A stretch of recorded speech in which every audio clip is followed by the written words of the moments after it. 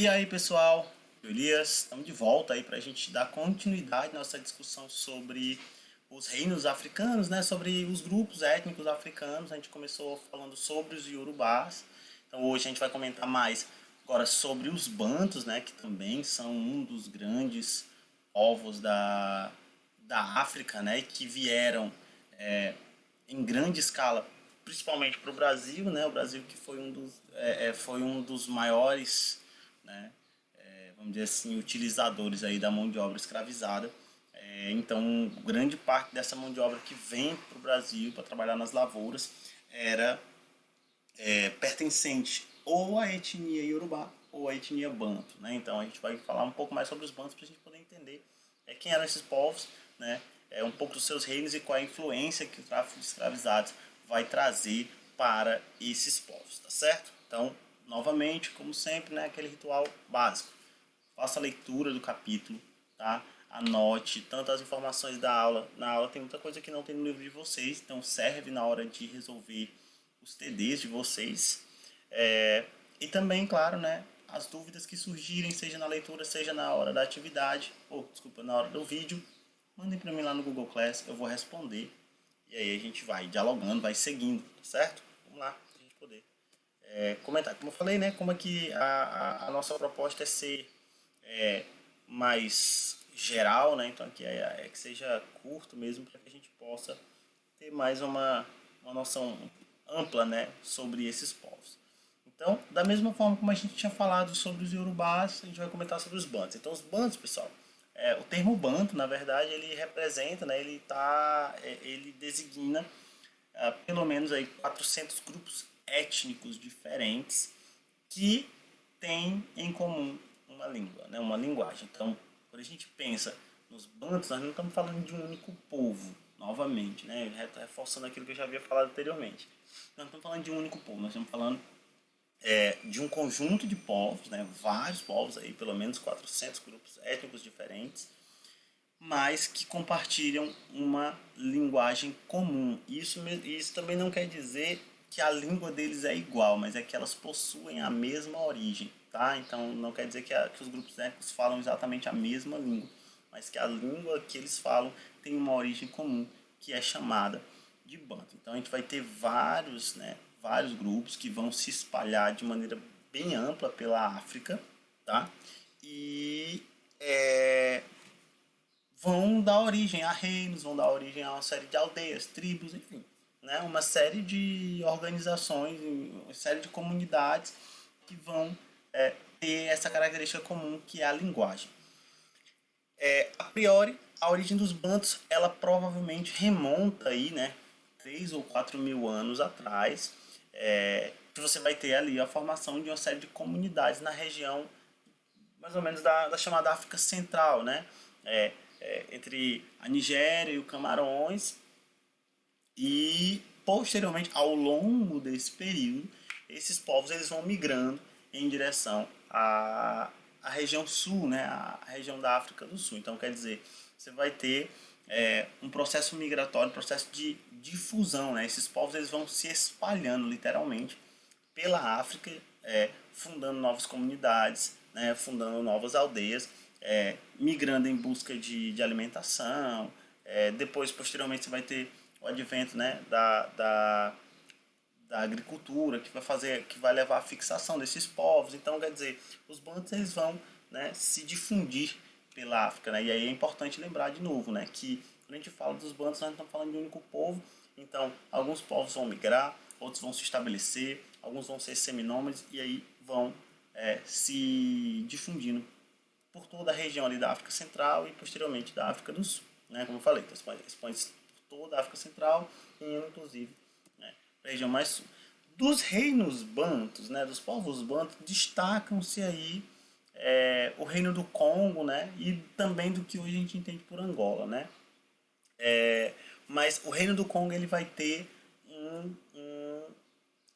uma posição de certa forma central, né, nesse desenvolvimento dos bantos, porque é um reino que vem, né, que chega até o século XVI, que entra em contato direto com os portugueses, com os europeus, e que vai ter uma posição, de certa forma, central nesse processo de contato, né, no próprio processo do tráfico de escravizados, né, o rei do Congo ele vai ter uma participação também nesse comércio e vai sofrer também, o reino do Congo vai sofrer uma série de transformações em decorrência desse contato com os europeus, e um contato, de certa forma, bem amistoso, né, bem próximo com esses europeus. E aí, né, hoje, dá origem, né, essa região dá origem ao que ficou conhecido como a República Popular do Congo, né, que é a região ali da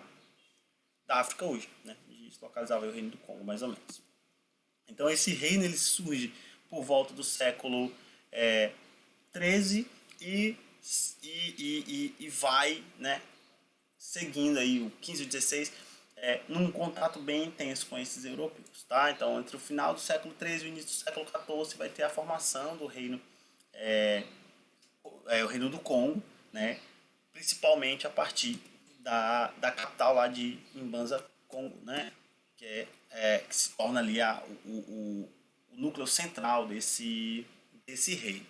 Tá? O nome do rei, né, no reino de Congo é Mani Congo, né? Que basicamente era ali o cargo central político. É importante destacar que esse cargo, né, de rei ele era um pouco diferenciado da concepção europeia do que significa ser rei, né? Fora o fato de que dentro do reino do Congo a linhagem ela não era hereditária por meio da da linhagem patrilinear, né? Que é o filho mais velho, enfim, e assim vai, né? A linhagem era matrilinear e tal, tinha uma série de tradições, né, que colocavam a linhagem como um elemento fundamental nessa questão da sucessão, né, mas que posteriormente vai mudar, né, principalmente por conta da influência europeia. Tá? O Reino do Congo ele se dividia em várias províncias, né, em pequenas aldeias. Essas aldeias elas eram governadas também por chefes locais. O Mani Congo ele subjugava, né, de certa forma, esses chefes locais e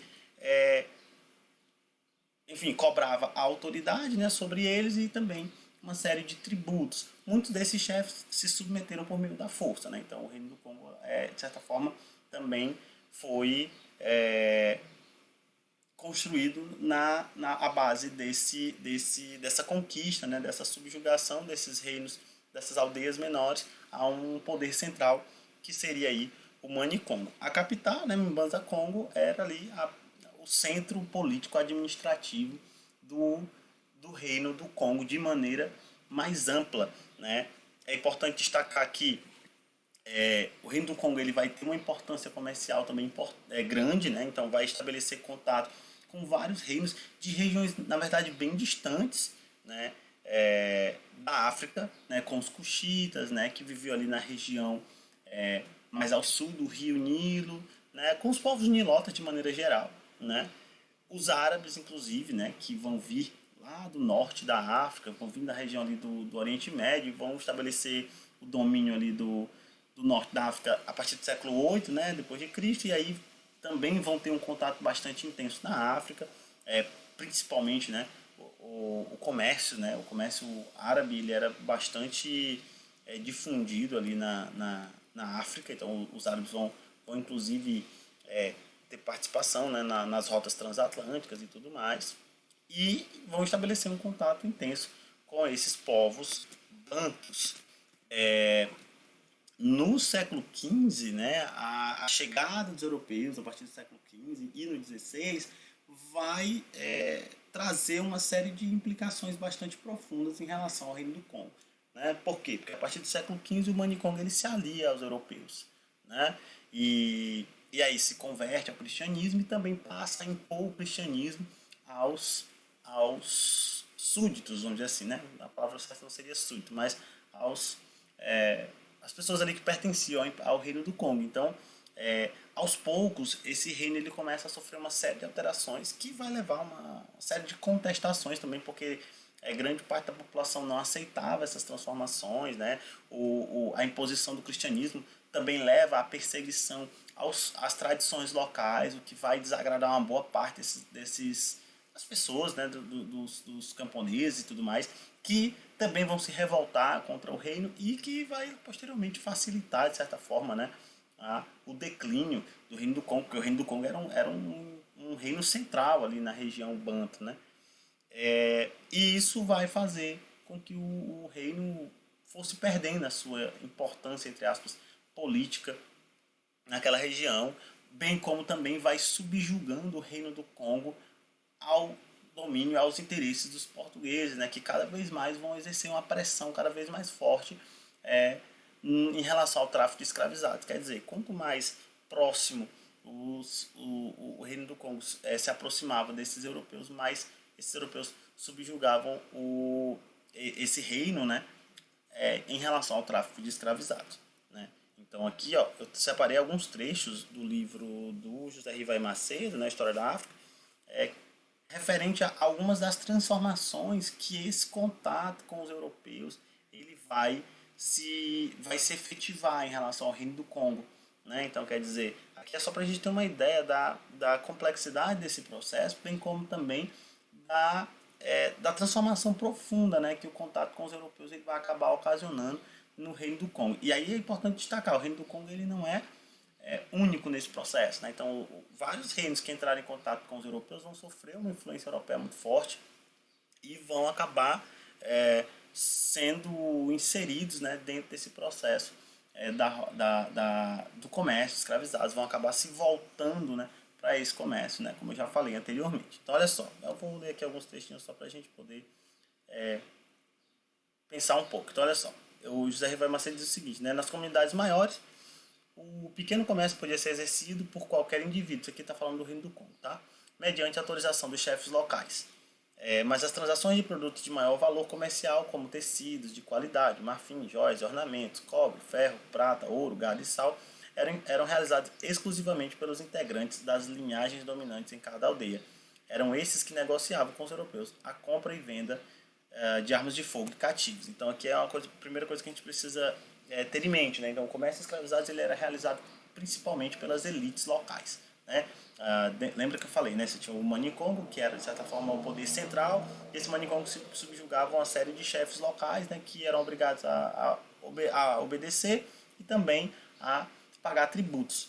E esses chefes locais, né, nessas regiões locais, você tinha as famílias mais poderosas, né, mais ricas, as linhagens dominantes, que eram principalmente aqueles que estabeleciam o contato com os europeus e faziam esse comércio, né, principalmente o comércio de armas de fogo, de bebidas e também de cativos.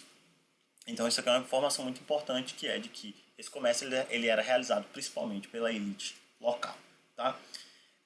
E aí aqui continuando, né? Ele vai continuar diz lá. Em maio de 1491, Manicongo Nzingaku recebeu o batismo cristão, então aqui já a influência dos europeus em relação ao Reino do Congo, adotando o nome de Dom João I e posteriormente, sob o governo de seu filho, Vemba Nzinga, mais conhecido pelo nome cristão de Afonso I, o modelo do cristianismo português foi implantado no reino de acordo com os regimentos do governo enviados pelos soberanos portugueses. Então aqui a gente já vê a influência portuguesa, né, crescendo e ganhando espaço dentro da sociedade, né, dentro da própria estrutura administrativa aí do Reino do Congo, né, quando o Manicongo passa a se converter ao cristianismo e adotar, né, nomes cristãos, né, nomes aí principalmente aí inspirados pelos portugueses, tá?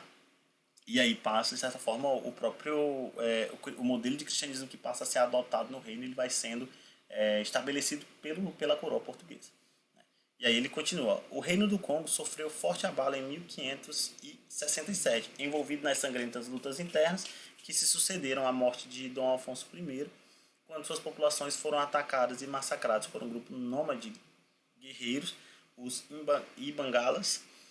O Congo necessitou da ajuda de mercenários europeus e de suas armas de fogo, e depois de passar da tormenta das invasões, a pressão dos mercadores e traficantes de escravizados aumentou. Então, quer dizer, o que a gente tem? O Congo, entre o final do século XV e o início do XVI, né, em meados do XVI, vai passar por uma série de transformações. Primeiro, a implantação do cristianismo. Aos poucos, o Afonso I ele passa a exigir, a proibir os cultos dos fetiches, né, que eram cultos tradicionais locais, e passa a impor o cristianismo aos súditos de maneira geral. Isso desagradou, como eu já falei, uma série de pessoas, né, que não aceitavam essas determinações. E aí várias revoltas vão acontecer ao longo ali, né, do reinado do Afonso I, e aí principalmente depois da morte dele, mais ou menos lá em 1540, o reino do Congo passa a sofrer uma série de lutas internas, chefes locais, muitos não aceitavam as imposições e tudo mais, e isso vai abrir espaço para a conquista, né, a chegada, a invasão dos Ibangalas. E aí, para não se subjugar aos Ibangalas, para poder lutar contra eles, o Congo então vai pedir ajuda aos europeus, né, por meio das armas de fogo, dos exércitos mercenários que lutariam ao lado do reino do Congo. E aí é justamente por conta disso que o Congo vence, né, na luta contra esses guerreiros nômades. E aí, claro, né, se o reino do Congo, de certa forma, só venceu por conta, né, da participação desses europeus, né, das armas e tudo mais, ficava aí uma dívida a ser cobrada. E essa dívida vai ser fortemente cobrada, principalmente em relação ao tráfico de cativos, né? Ou seja, a pressão dos traficantes de escravizados cada vez maior, né, vai forçando o Congo a se subjugar, né, a esses interesses portugueses, tá? E aí, para a gente poder concluir, né, e ele também concluir dessa forma, né, a situação do Congo ao final do século XVII estava completamente alterada devido à gradual influência portuguesa. A África Central tornou-se a mais importante área de fornecimento de escravos. Então, quer dizer, esse processo leva, né, a África Central, e aí é importante lembrar que os iorubás também da região ali de Ifé, né, e o crescimento do Império Oyo também vão se subjugar e vão acabar, né, se atrelando a esse processo de venda de cativos e tal. E aí essa região da área central, da África Central, vai se tornar a principal provedora de escravizados para a América. Né? Então isso não ocorreu por acaso. Né? Há uma participação muito intensa, né, dos europeus. Então é muito importante ter isso em mente. Né? Não foi uma coisa que os africanos por si só entregaram, né, os cativos, mas houve uma forte influência europeia nesse processo. E aí essa pressão europeia, essa imposição vai fazer com que essas regiões, né, o Reino do Congo, o Império Oyo, se tornassem regiões em que o comércio de escravizados ele vai se dar de forma extremamente ampla.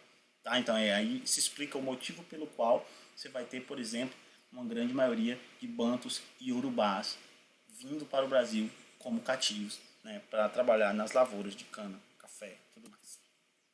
Aqui só para a gente poder saber, ó, essa é a região da área banto, né, então aqui essa região laranja aqui, né, na África Central, que vai se espalhando aqui pela região sul aqui também do continente africano, é o que a gente chama de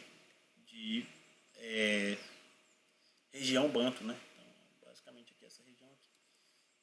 Só para a gente conhecer. Então, ó, essas duas regiões aqui, né, que principalmente essa região próxima aqui, o rio Níger, né, que é onde ficava Ifé, Benin e tudo mais, né, o Império Oió, de maneira geral, e a região aqui, que hoje, né, o Congo, Angola e tudo mais, se torna uma região de grande comercialização de pessoas.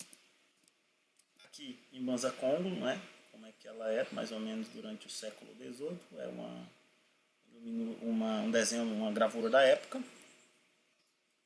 E aqui uma das ruínas, né, encontradas lá na região, provavelmente um dos palácios lá de Mbanza Congo. Tá? É isso aí. Né?